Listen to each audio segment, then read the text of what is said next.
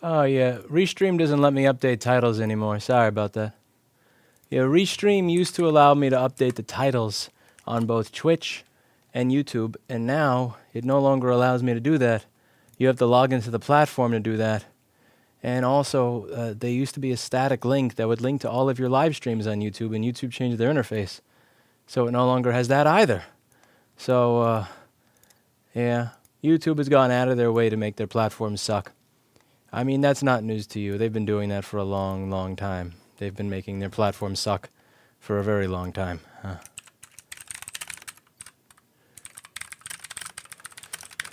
I do hope that Restream eventually figures it out and fixes this, but I don't know if they're going to figure out how to make their stuff integrate with YouTube the way that it should. Yeah, okay. Open the software. This would better work. We don't got no patience for no shit today. Okay, power supply. Start.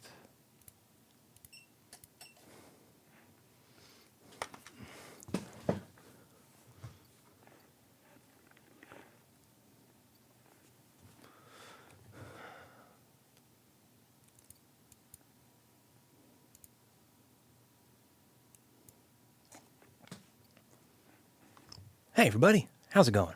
Today we're going to be working on a MacBook that appears to not be turning on. We're going to figure out what's wrong with it, why it's not turning on, fix it, and explain the process that we use to make it work again to all of you. If you're curious about getting started in MacBook repair, there are links down below that I highly suggest you check out. There is a link to a repair wiki where for every single model of MacBook, you'll see a detailed list of potential problems and solutions to how to fix that particular problem on that machine. It has a guide on how to check for liquid damage, how to use an ultrasonic cleaner, and many other things. You'll see a 150-page link to a document that goes over how to fix boards at component level. You'll find a link to a forum where you can get paid support, and you'll find a link to a paid class if you run a business doing this and you want your employees to be able to do this type of work and you want them to get some type of training with myself and Paul and everybody else. That being said, we are going to be done with the shilling and get on to the board repair. I'm going to be ignoring Twitch chat today because people on Twitch can't spell my name right. So we are going to be punishing Twitch chat by pretending it doesn't exist. Let's be honest, I probably would have done that anyway. All right, so this is the MacBook. The first thing we're going to do is we're going to plug it into the power supply. Once the battery is unplugged, of course, see how much power it's taking. And as you can see, it is taking... Where is my power supply transform? Come on, where are you? Where are you? Oh, the transform is broken. All right, 1 second. Got to reset the transform. This OBS breaks from time to time. Just going to make an edit point over here so I can see it when I edit the video for the main channel. Okay, I should be able to see that now when I edit this for the main channel.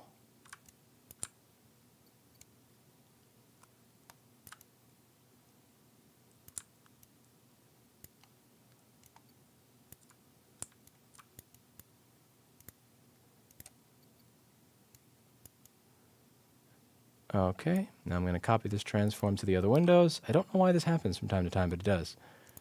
There's no shortcut for copy transform here. Sorry about this, technical difficulties. OBS sometimes fucks up.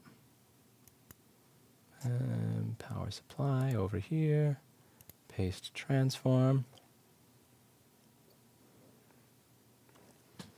Okay, so as you can see, got to do the clap for editing. Okay, as you can see, we are stuck at 0 amps. So I'm going to take the board out, we're going to take a look at it, measure some things, and figure out if we can make it work again. Now, before I get the board out of the case, can anybody here guess what it is that would cause us to have no green light? What are some of the prerequisites necessary to not have a green light in the charger? Does anybody remember?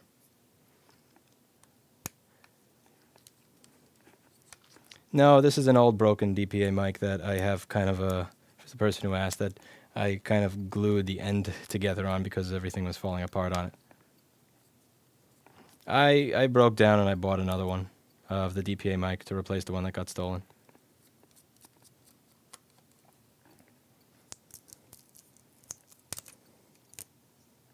I was debating whether or not to do a class that day because I got 2 hours of sleep from going to that conference in Chicago. And I probably should have delayed doing that class because doing that class wound up costing me the $2,000 plus worth of equipment. But lesson learned. Lesson learned. Don't overwork yourself. It's a lesson. Actually, I shouldn't say lesson learned. It's a lesson that I'm never actually going to learn. It's a lesson that I mean, who am I kidding? If I haven't learned it by now, I'm going to be dead and not have learned that lesson. Cable isn't making a good connection. You sound like a customer. No. Not even close. Not even close. The quote, "It's just a cable thing," that's pretty much a translation for "I want the repair to be free." This is just hopeful thinking that the repair be free. No. What is a prerequisite for the green light? What is a prerequisite for a green light? PP bus. Nope. Damn. 7 years of free education and nobody gets it still. Oh man, I'm gonna cry. I'm gonna actually cry. Oh.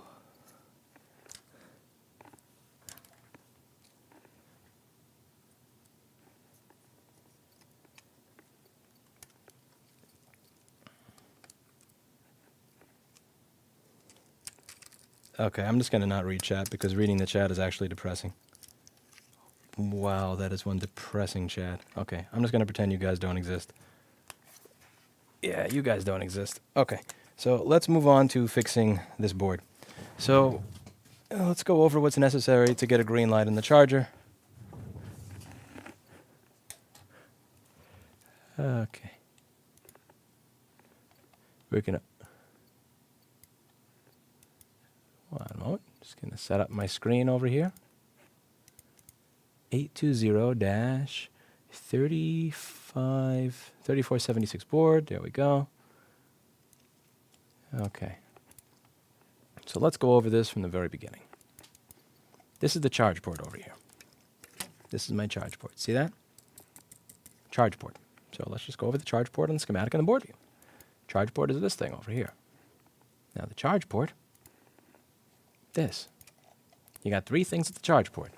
You got 18 volts, you have ground, and then you have adapter sense. Now, in order for there to be a light in the charger, you need adapter sense to speak to the system management controller in the computer. So you have adapter sense over here, adapter sense, that's going through this chip where it becomes sys1 wire, and sys1 wire is a line that goes straight to the SMC. See this? Sys1 wire?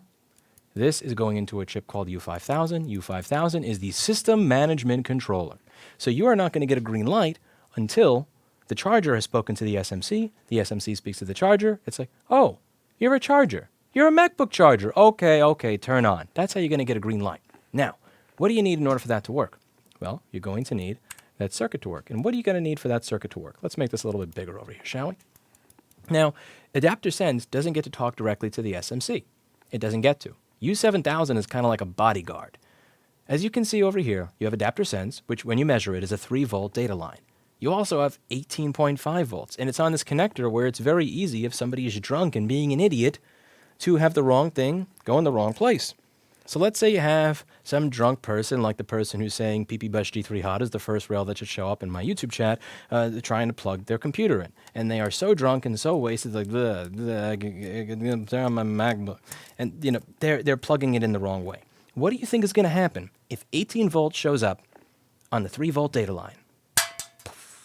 Bye-bye, SMC. No more SMC. The SMC will be dead. So there is some protection over here. That's what this is. This chip is going to say, oh, are you a 3-volt data line? Sure, come on in. Are you 18 volts power? No. This is like a bodyguard. Now this chip needs power to turn on. Where is it going to get its power to turn on? From this chip. Where does this chip get its power from?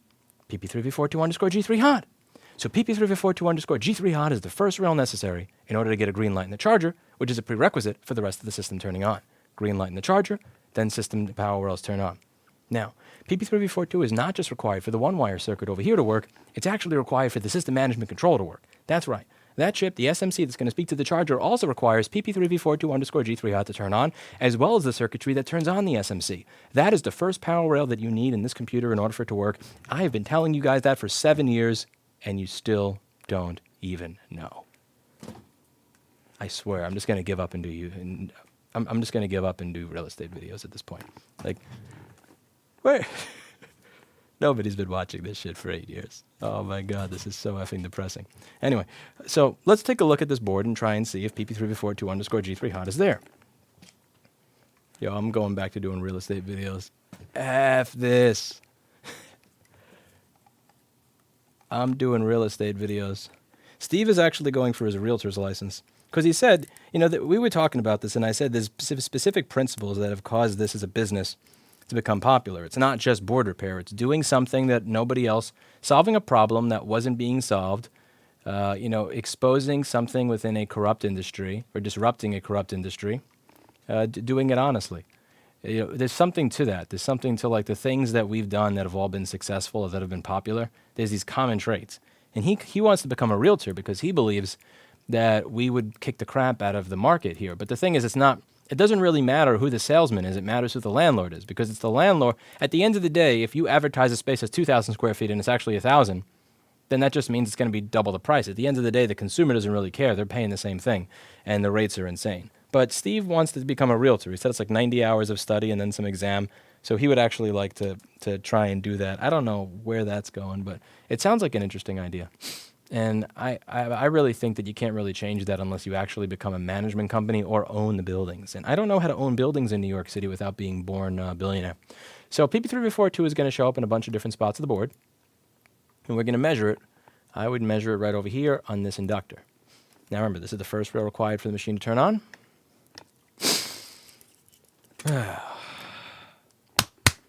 Edit that noise out. Okay. So let's see what we get. What do you think we get? What do you think we get?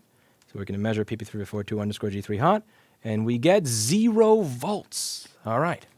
Well, 0 volts. And what happens when you bring the microscope over? Gee, I wonder what you're going to see when you bring the microscope over. Ouch. Ouch. That is no good. That is dead. That is bad. What are those 3 caps? They're right next to the circuit that creates PP3V42. It just happens to be corroded. Well, let's see on the schematic in the board view, shall we? What are those 3 caps for? C7090, C7091, and C7092. These are input caps on the circuit that turns 18 volts from the charger into PP3V42_G3hot for the system. So let's take a look at what's going on here. This is the 18 volts from the charger over here. 18 volts from the charger. It's going to come through here. Now, this is the circuit that turns the 18 volts from the charger into 3.42 volts. Again, input over here, 18V5 DC in connector, and that's coming from all the way up here where DC in connector is, where the charger is. Output, V out, 3.425 volts. I would zoom in more, but Paul Daniels' software apparently requires that you pay in order to get more zoom. Are you serious? Look, you get infinite zoom out in Paul Daniels' software, but God forbid I try to zoom in anymore, you can't. I wouldn't be surprised if there's going to be a little trial button that shows up. It's going to be like an in-game add-on or something. I got to pay an additional $50 to get more zoom. Look at how much you're able to zoom out in the software. Look at this. Like, who reads a PDF like this? You get infinite zoom out and no more zoom in. Who needs this much zoom out? This is ridiculous. What the... Oh my God. Anyway. So this is going to take 18 volts in and turn it into 3.42 volts out. Now this is the input cap. You have little input capacitors over here, and they go to ground. Now I'm going to take a wild guess over here. I'm going to guess that if these capacitors are liquid damaged, that they're shorted to ground, because that's how capacitors often fail. They short to ground. They don't disappear. I'm also going to guess that if these caps are shorted to ground, that this resistor is blown because too much power would have been sent through it. Let's take a look at our 7020.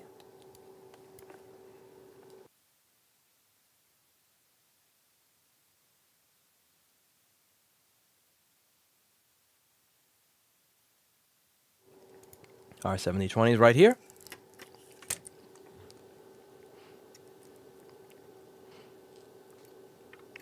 And as you can see, it has a hole in it. It actually has a hole in it. Let me just adjust the camera over here. Let me get me off the screen so I can see the camera settings where I am. Make it look a little nicer. So what happened here? Those capacitors over here got liquid damaged. These caps got liquid damaged and shorted to ground. When these caps got liquid damaged and shorted to ground, you didn't have 18 volts flowing through here anymore because 18 volts is going straight to ground. Ouch. Charger shorted to ground. Charger turn off. And when you were sending way more power through this than what was expected, this little 47 ohm resistor, which is only designed to take, look what it says here, like 1/3 of a watt or something like that, it blew up and exploded so that your charger would not be sent straight to ground. So if you were to just replace these caps that were liquid damaged, nothing would work because this resistor would be blown. And if we simply replace this resistor, just looking at the top side of the board, it would repeatedly blow because we wouldn't have fixed the short. We need to fix the short in order to fix the entirety of the system. And that I'm going to start doing.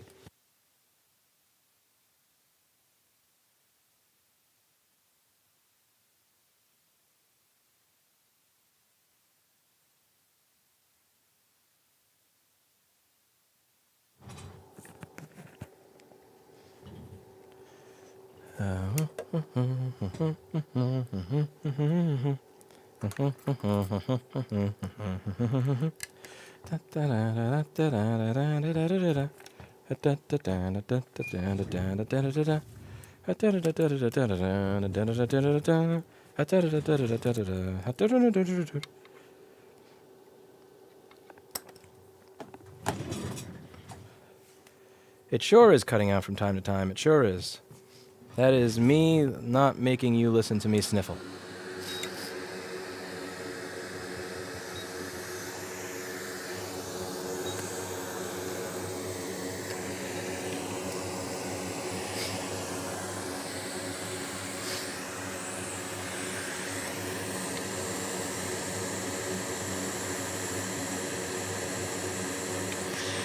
Oh, you can't see.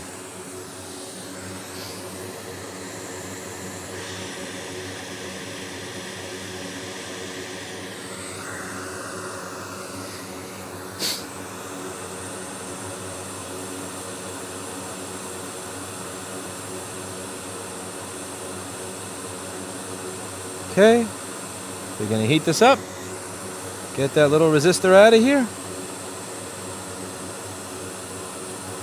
GTFO. And there we go. I'm going to clean that pad up. That has some disgusting solder on that pad. That is pretty gross. So, watch what we do here. Now I'm scraping, mildly scraping, gently scraping so that the nasty solder on that pad goes onto my ball of solder and flux to make it beautiful. Then what we do is I'm going to wick it to ensure that none of that nasty, corroded blob of shit stays on my board. Give me the Give me the Michelangelo's Church of Solder Joints right here.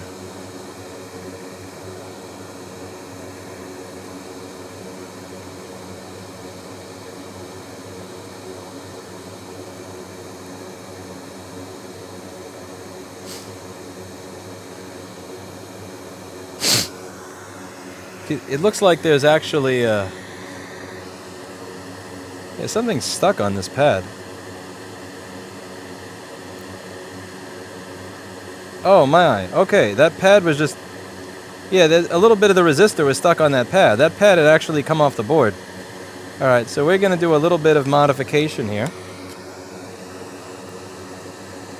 It's going to include jumper wire. Because see, that was not a flat pad. That was not sitting flat. That was very, very suspect. And I don't trust that that would have lasted.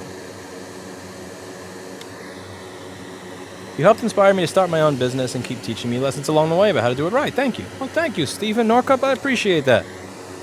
Thank you. Hopefully you're one of the people that knew which power rail you needed for the one-wire circuit to work.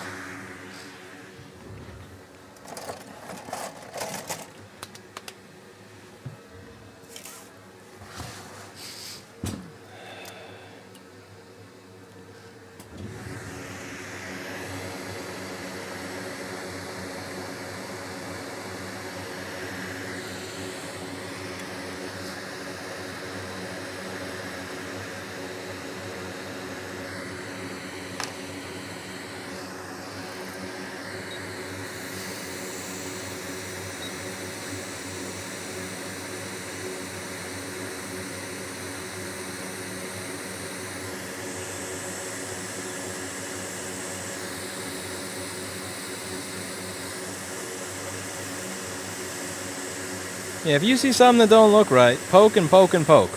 Because for all I knew, I could have been soldering on top of a corroded piece of pad that was barely lying there. That I wouldn't want to trust is going to work later. So I have this.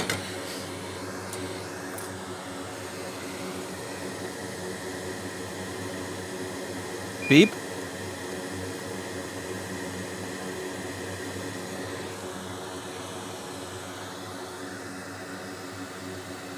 Teeny bit of wire in there to reinforce.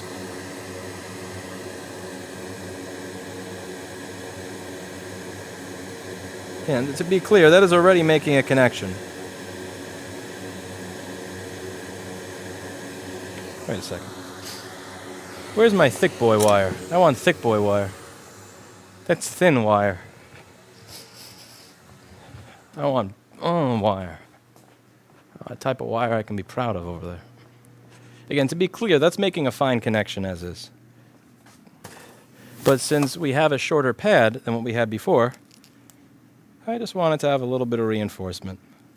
If this thing gets dropped off of a building, and the SSD is dead, and the screen is broken, and the CPU's balls are popping out, I at the very least want to know that my element of the PP3V42_G3 hot pad that I worked on is still functional. That's very important to me. It's important to me and my stubborn pride. The rest of this machine could die for all I care. Let the part that I worked on last forever.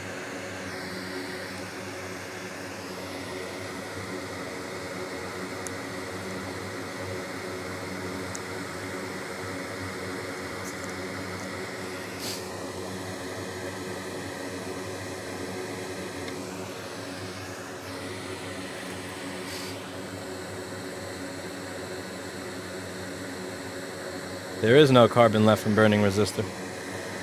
It's all gone. Just like your hopes and dreams. That one hit hard, didn't it?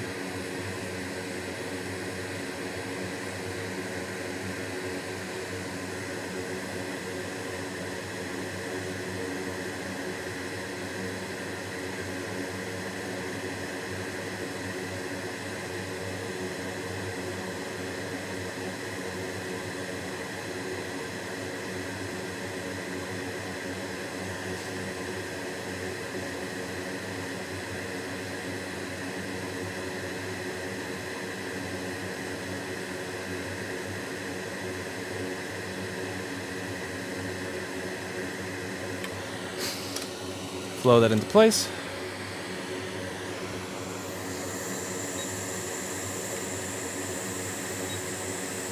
Five, 4, 3, 2, 1.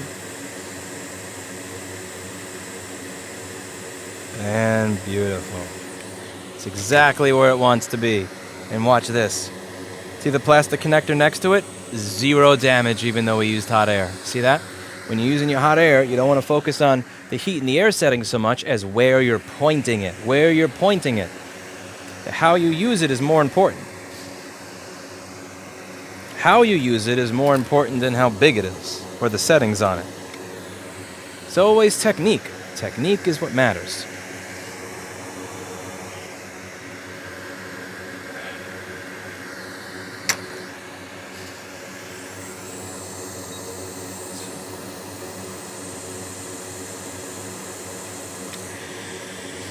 Very important if you have a connector nearby that you don't want to burn, but you need to use really high temperature because the board has a high thermal mass. Or if you're a nerdy board repair technician with a tiny penis that wants a sex life. Okay. Now as you can see, these pads are really, really burned under there. I can't just solder on top of those.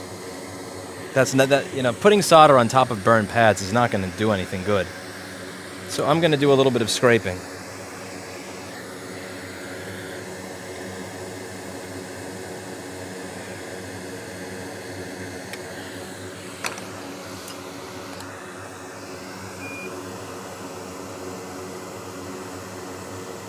Again, you cannot solder on top of shit like that.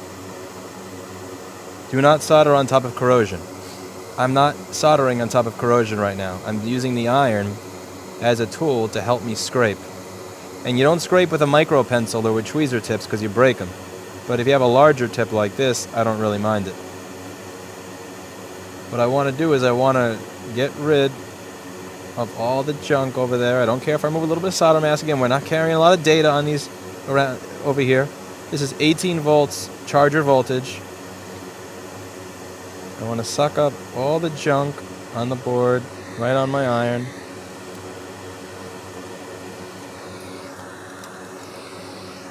Yeah, okay. Those pads were done for. But just because those pads are done, again, I'm not going to solder on top of those pads. That's just disgusting. There's no reason to do that. But now, the thing is, you won't really see it. It'll look prettier than what I'm about to do right now. But just because it looks pretty doesn't mean it's good. I care about making a good connection. I don't give a fuck if this wins any beauty contests. We want a nice, clean connection.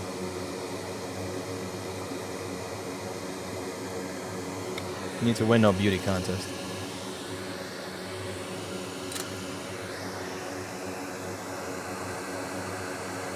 And this wick is also very kind of, it's rough. It's goot wick. It's very rough and gravelly.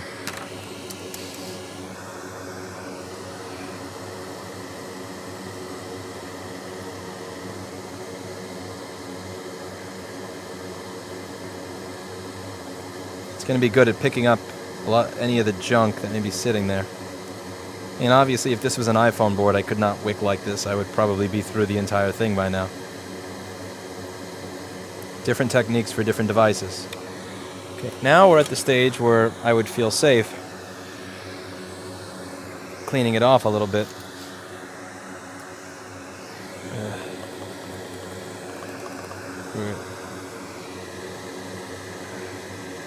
Like so. See that? Now that I can solder to. Also notice there's a little bit of a void in the resistor under it. Anytime you're using wick, you should take note of the stuff around it and just check those joints. That joint is still technically going to conduct electricity. It's just not something that I would feel good giving back to a customer. There's a resistor right under those pads over there. We just fill that in right now. No big deal. We watch like so. And beautiful.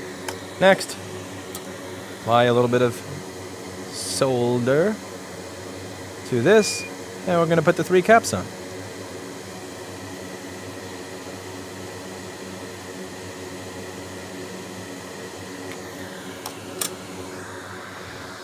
So we're going to steal those 3 caps from a donor, and then when I put those 3 caps on, this board is going to work again. You'll see. You'll see. Those caps are going to flow into place, and it's going to be amazing. Amazing.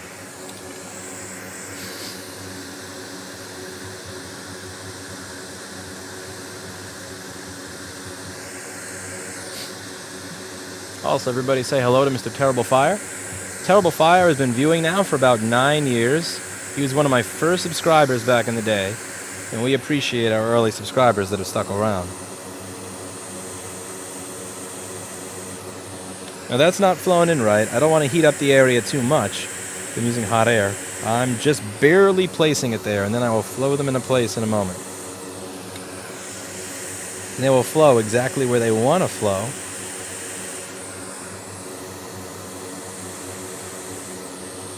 Okay, I'm going to add a little bit of flux and watch how they dance in a place exactly where they want to sit. It's going to be beautiful. It's going to actually be beautiful. It's going to be like watching the Disney World fireworks for Y2K. If you missed that, this is going to be the next best thing. Watch how all of those caps just kind of move into place perfectly. Yes. I don't even care if they're touching. Let them all touch. That's fine. I don't mind. Let them all touch. Now I'm going to let this board cool off. We're going to use a special patent-pending technology here at Rossmann Repair Group called Rapid Cool Technology. Just going to put that up against the fume extractor. And then once it cools off, I'm going to turn it on. And you're going to see that the fan spins in the first go. Blatant plug from Mr. Paul Daniels, a software from the shill that is Jim Hook. Jim Hook is shilling Paul Daniels' software as a fellow Australian. You cannot trust those people. Cannot trust people that shill software that doesn't have zoom in, but has infinite zoom out.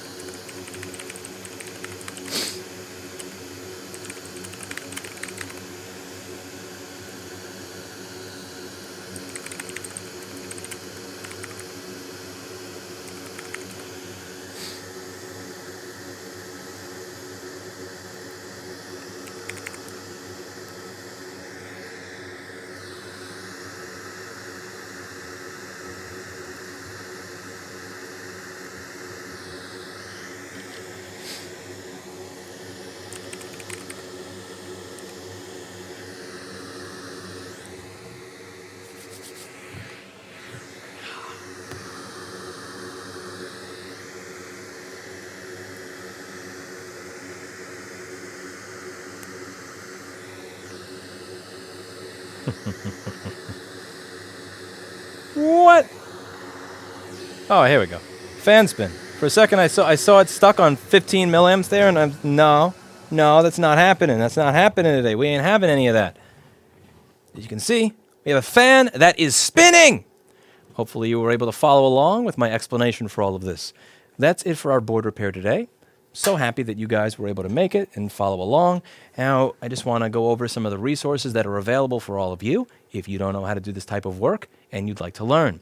The first resource that we have is a 150-page training guide, which you'll find linked down below, that goes over a lot of the basics of just basics of electronics. What is a buck converter? How does a buck converter work? It really just tries to take stuff like this and turn it into really idiot-proof slides like this so you can visually see exactly how the circuits work. We have a repair wiki that you can see over here, where I go over all the different things that can cause a machine to have certain symptoms. So, for instance, let's say you have 100 to 200 milliamps in the charger. What could it be? Running slow, what could it be? No image, what could it be? No backlight, what could it be? Batteries not recognized, what could it be? And so on and so forth. The third is we have a paid forum here, which is paid if you want live support, but is free if you want to search. We have tens of thousands of threads. The MacBook board repair forum has over 9,000 threads. There's a chance that somebody else had the same problem that you had that has been solved, and we do pay somebody a full-time salary to answer these questions. And the fourth is that we have a paid in-person class for anybody who wants to send employees of their business or who has a business and wants to be doing this type of work. We do have a paid in-person class. And lastly, we have a free workshop that we do from time to time. This one is not paid. This is completely 100% free. You can bring in things that you've screwed up, bring on things you want to work on, bring in things you have questions on, and use any of the equipment that I have over here. All of this equipment that you see behind me is stuff that I bought so that I could do more of these free repair workshops. We have 3 stations right now in addition to mine, 1, 2, 3, and once I finish getting this one set up, we will have 4. So 4 people will be able to work on their projects at a time and get instruction from me or whoever happens to be there that day, and that is completely free. So that's it for today. And as always, I hope you learned something, and thank you so much for making what we do on this channel possible. And if you are an expert level technician and you would like to be a part of this, you would like to help people learn, I would highly suggest that you consider contributing to Repair.wiki. Repair.wiki has lots of entries from lots of really, really smart people. We are starting to get entries from a lot of other people other than just me, who actually, people that actually have a brain. So 99% of the MacBook section, like 99.9% of the MacBook section is me. But the iPhone section is really starting to look up. In the beginning, it was really just old stuff like the iPhone 7, but now we have the iPhone 8, 10s, 10R, all these ones. Look at how detailed these guides are. This is crazy detailed, and I am really, really happy that we've got people like Jesse Cruz from VCC Board Repairs contributing to stuff like this. We've got other people looking to contribute, and I would like to do this for all devices. I love and respect what iFixit is doing by trying to make a more repairable world. At the end of the day, no shade. Not trying to show any shade at iFixit. Lots of the repairs that they're showing you how to do are the basic ones. Like, here's how to replace an assembly. Here's how to replace a battery. I'd like to create a resource that is really focused on how to do the more advanced repairs. The advanced repairs are required nowadays because the easy repairs are often not economically viable. Replacing a $650 assembly on a device whose resale value is $600 makes no sense.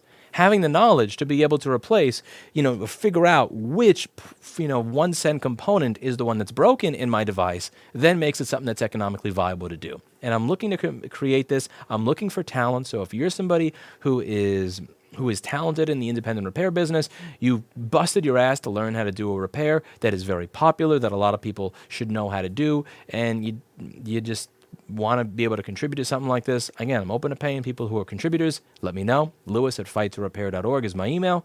That's it for today. And as always, I hope you learned something. I'll see you all in the next video. Bye now.